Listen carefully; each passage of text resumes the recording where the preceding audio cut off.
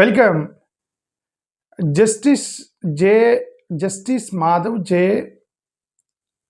జమ్దార్. Justice Madhav J Jamdar ఇప్పుడు 2 రోజుల నుంచి దేశవ్యాప్తంగా శబాష్ అనిపించుకుంటున్న ఒక జడ్జి ఇచ్చిన జడ్జిమెంట్.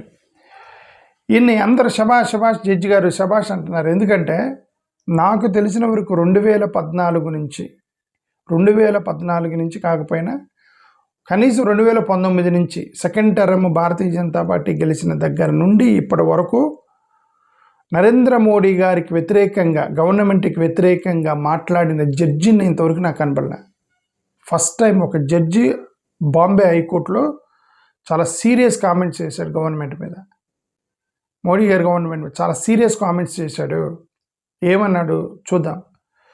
యాక్చువల్గా ఏమన్నారంటే జడ్జి గారు, కేసు ఏందంట, ఎందుకు కోర్టుకు వెళ్ళారు, ఏదో ప్రొటెస్ట్ చేస్తున్నారు. అక్కడ ప్రొటెస్ట్ అనేది డెమోక్రసీలో కామన్ కదా, ధర్నాలు అనేది డెమోక్రసీలో కామన్ కదా. ఓకే, వాళ్ళు అక్కడ ప్రొటెస్ట్ చేస్తున్నారు. ఏమని ప్రొటెస్ట్ చేస్తున్నారు ఇక్కడ? ఏదో మోడీ గారి గవర్నమెంట్ని చేసి బీజేపీ గవర్నమెంట్ ముర్దాబాద్ ఏదో అన్నారట. ముర్దాబాద్ అంటే మరి డౌన్ అయ్యి ఉండొచ్చు, నాకు తెలియదు. ఎగ్జాంపుల్ చెప్తున్నా, BJP government down and Amit Shah down ఏదో అన్నారట. అక్కడ కేసు పెట్టారు. ఎందుకు? అమిత్ షా గారు down plus BJP government down అంటే కేసు పెట్టారట. అతని మీద కేసు పెట్టారని అది కోర్టుకు వెళ్ళింది. కోర్టుకు వెళ్తే జడ్జి షాక్ తిన్నాడు. డెమోక్రసీలో డిసెంట్ తెలపటం అనేది, అసంతృప్తి తెలపటం అనేది భారతదేశ న్యాయ వ్యవస్థలో ఒక part. Article 19 freedom of speech, article 21 dignity of Liberty, dignity of life అనేది ఒక ఆర్టికల్ 1921 ఉంటే మీరేమన్నా బానిసత్వం చేస్తున్నారా ప్రభుత్వాలకి అన్నాడు పోలీసుల్ని మీరు ప్రభుత్వాలకు బానిసత్వం చేస్తున్నారా అన్నాడు. సెల్యూట్ కొడుతున్నారు మొత్తం ఈ జడ్జికి, దేశవ్యాప్తంగా సెల్యూట్ కొడుతున్నారు. 2019 నుంచి ఏ జడ్జి మాట్లాడలేదా ఆ విధంగా ఇలా మాట్లాడేటతను. మరి అరెస్ట్ చేశారా లేకపోతే అరెస్ట్ చేయమని చెప్పారా అనేది కరెక్ట్గా తెలియదు. కానీ సెక్షన్ 188 ఆఫ్ ద ఐపీసీ ప్రకారం జైలుకి పంపించడం ఏదో ఇచ్చారండి జడ్జిమెంట్. ఆయన అంటాడు, వాళ్ళు కేవలం ఒక ప్రొటెస్ట్ చేసి down BJP down Amit Shah down అంటాం తప్ప, ఆ ఒక్క పదం తప్ప వాళ్ళు లా అండ్ ఆర్డర్ని వైలేట్ చేసినట్టు కానీ, లేదంటే అక్కడ ఎవరికైనా హామ్ చేసినట్టు కానీ, ప్రాపర్టీని పగలగొట్టినట్టు కానీ, మనుషులకు హామ్ చేసినట్టు కానీ, డేంజర్ చేసినట్టు కానీ, ట్రాఫిక్ సిగ్నల్ వైలేట్ చేసినట్టు కానీ ఒక్కదానికి కూడా ఆధారాలు లేవు. ఎక్సెప్ట్ ప్రొటెస్టింగ్ డౌన్ అంటాం తప్ప ఏం లేదు. అలాంటప్పుడు మీరు వాళ్ళని కేసు ఎలా పెడతారు అనేది జడ్జి గారు అడిగింది. భారతదేశం యొక్క ప్రజలకి ఫ్రీడమ్ ఆఫ్ ఎక్స్ప్రెషన్, నేను యాక్చువల్ ఒక ఆర్టికల్ చదువుతూ చెప్తాను మీకు, ఇంగ్లీష్ ఇండియన్ ఎక్స్ప్రెస్లో రాసింది. Freedom to express their opinion అనేది fundamental right, article 19 fundamental right, article 21 dignity of life is fundamental right అయినప్పుడు మీరు ఎలా చేస్తారు అని అన్నారు. ఓకే, ఇంకోటి కూడా మాట్లాడారు. రీసెంట్గా చాలామంది ఎంపీలు, జడ్జి గారు మాట్లాడింది, రీసెంట్గా చాలామంది ఎంపీలు హార్స్ ట్రేడింగ్ మీద అమ్ముడుపోయి అటు ఇటు వాషింగ్ మిషన్ లాగా షిఫ్ట్ అయ్యారు పార్టీలు.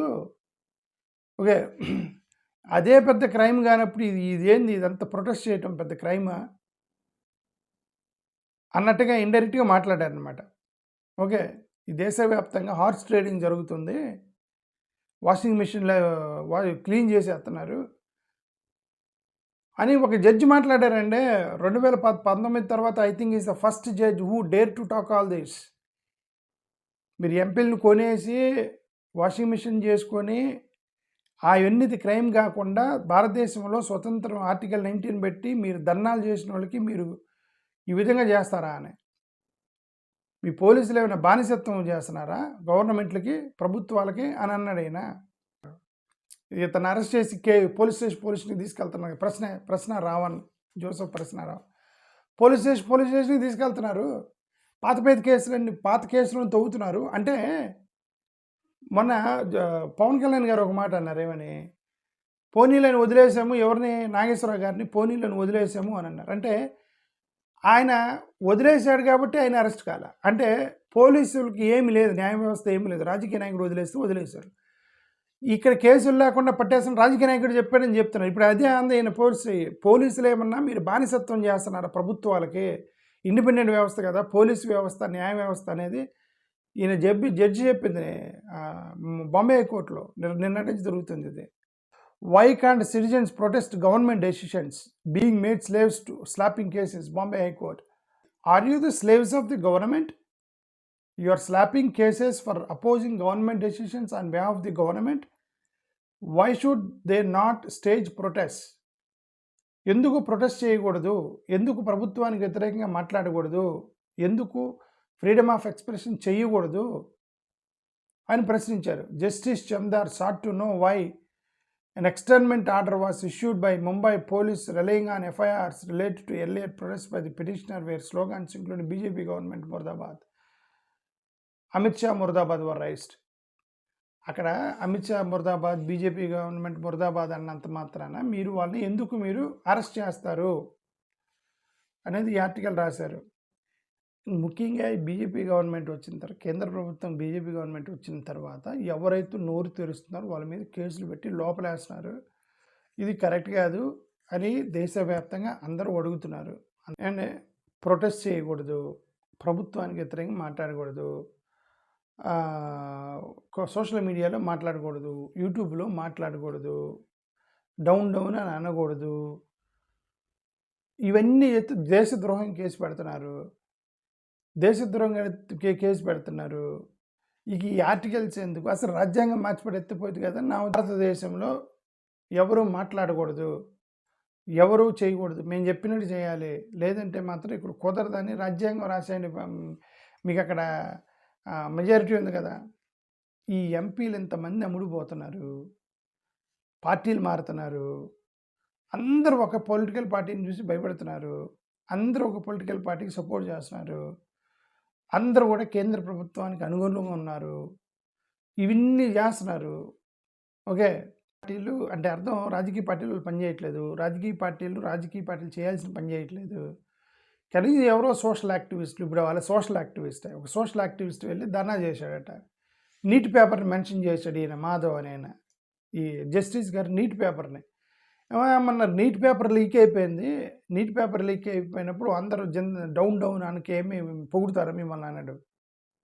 జడ్జి గారు నీట్ పేపర్ లీక్ అయితే ధర్నాలు చేయక ఏం చేస్తారు? ఈ ప్రజాస్వామ్యంలో పేపర్ లీక్ అయిపోయినాయి.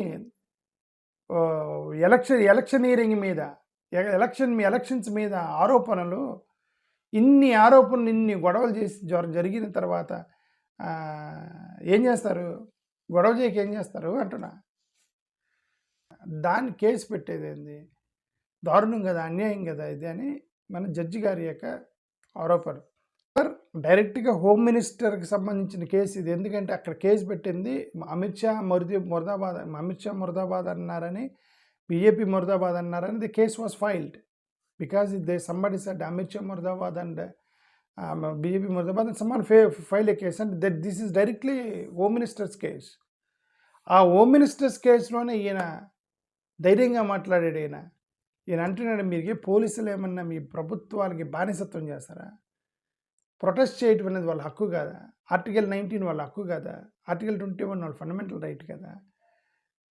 మీలాగ పార్టీలు మారి ఎంపీల కంటే వీళ్ళు నయం కదా ప్రొటెస్ట్ చేసేవాళ్ళు.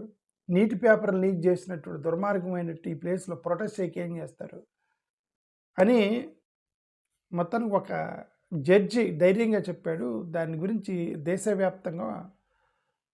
గురించి నిన్నటి నుంచి దేశవ్యాప్తంగా ఒక పెద్ద చర్చ జరుగుతుంది. సెల్యూట్ చేస్తున్నారు ఆ జడ్జిని. థ్యాంక్ యూ, నమస్కారం.